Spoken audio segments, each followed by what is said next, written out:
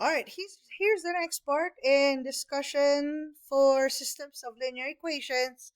Now, how do we know, or what happens if there is no exact one ordered pair of x and y that can satisfy both equations? Okay, so there could be situations wherein there will be no solution or many solutions in our systems. So visually, this is how our systems of equation would look like if we have exactly one solution. Okay, remember, by graphing, if you graph those two equations and they meet at exactly one point, that point, the value of that point xy, is the solution that will make both equations true. Okay, no solution visually, meaning there will be no intersection. And how can we have no intersection when it comes to your lines? Well, even from geometry, you know that there's a specific pair of lines that will never ever meet, and that is when you have parallel lines. Okay, so if you use the graphing method and you saw that, oh, I got two parallel lines, then that means there is no solution. There's no value of x and no value of y that can make the two equations true. And we have also encountered infinitely many solutions. And in this case, pretty much your line or the two lines are identical. If you graph it, you will only be seeing one line because they pretty much overlapped. Okay, that is why this is the visualization. If you're going to be sticking with the graphing method, this is how you would know if you have one solution, no solution, or many solutions.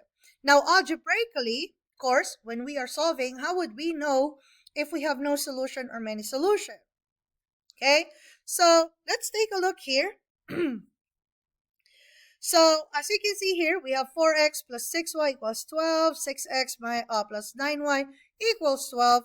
Let's say we're going to be using elimination. So in our case, we want one of the variables to have the same number coefficient, numeric coefficient, but opposite signs. So let's take, we replace, let's say x. Since 4 and 6, we can make them both 12, all right? So let's say we multiply the top by positive 3, okay? If that is now a positive 3, that is a 12x plus 18y is equal to 36, okay? The bottom equation, if we want this bottom to be a negative 12x, so we're going to multiply by negative 2, okay? Negative 2 times 6, that's going to give us negative 12x. This is going to be negative 18y, and then we will have negative 24, okay? And so now we can solve by elimination. So remember, we simply add them vertically. We add them. 12x and minus 12x is going to be a 0. 18y and minus 18y, that's going to be a 0 also. And you can see here on the side, we have 12 and negative 24. That's going to be a positive 12. So your last statement is 0 is equal to 12. Is this true? Well, the fact that 0 is never equal to 12, so that is a false statement. So remember, even when we were solving one variable equation, when the statement is false, what does that mean? There is no solution. All right. So that's that. Okay, if both of your variable gets eliminated, your final statement will tell us if we have a solution or not. Now, let's have this scenario. Y is equal to 3x minus 2. 15x minus 5y is equal to 10. Now, as you can see here, we can use our substitution method. How do we know? Because of this statement here, y equals. So it means this y, we can replace it by this expression. So that will now be written as 15x minus 5 times the expression of y, 3x minus 2, is equal to 10. So simplifying the expression, we are going to distribute negative 5 to this group. So we will have 15x, and then negative 5 times 3x is minus 15x. Negative 5 times negative 2 is positive 10, is equal to 10. Now, unfortunately for us, 15x minus 15x, that's going to be a 0. Plus 10 is equal to 10, And is 10 equal to 10? Yes, it's equal to 10. So because this statement is true, then you have many or infinite solutions. Okay? So whether you use graphing to check if you have solutions or not, or many solutions, or whether you use algebraic solutions like this to find out, there will always be a way to visualize or to identify if we have one solution, no solution, or many solutions.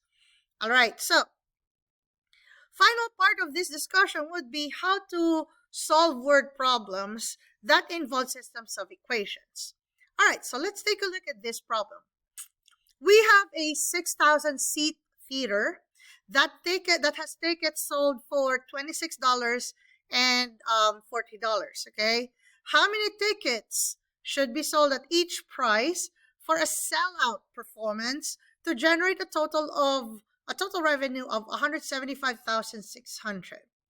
Okay, so what are the two things? What are several things that we can get from this from this problem? Okay, there is the word sell out. So when we talk about sell out performance, it means all of the seats were taken, correct?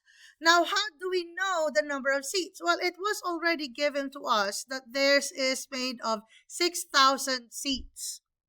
Now, we know that there are two kinds of tickets, the $26 and the $40. So let's represent X as the number of tickets that are $26, and let's say Y, because they are different prices, is the number of tickets that is sold for $40. Okay? So, miss, we need two equations. Yes, we do. Okay? Now, the first equation will be what? Okay? How many tickets? Okay? How many tickets were sold to get a sellout? Now, remember, X and Y are the number of tickets, meaning those are the number of guests who are going to be watching the show. Okay? So we know that for first, we have an X plus Y, the number of tickets of X plus the number of Y. It should occupy how many seats all in all? It's a sellout. So it has to be a total of 6,000. Okay? These are the number of seats. Because the number of tickets also corresponds to the number of seats, number of guests watching the show. Okay? So that's the first equation. Now we need a second. Where will we get the second equation? Well, this one is the number of seats. Okay? That's the first equation. The second equation will be the sales, the ticket sales. How are we going to represent that?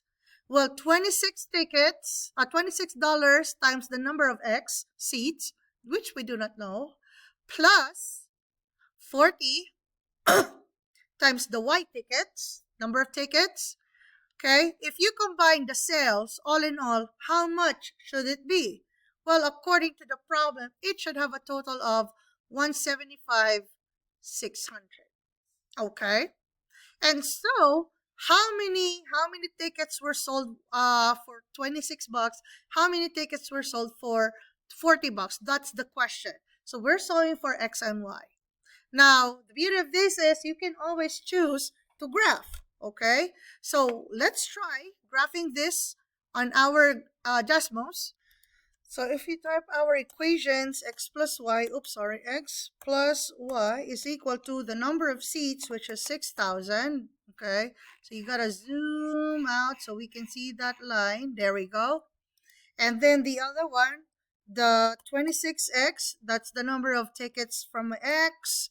And then 40Y is equal to 175,600.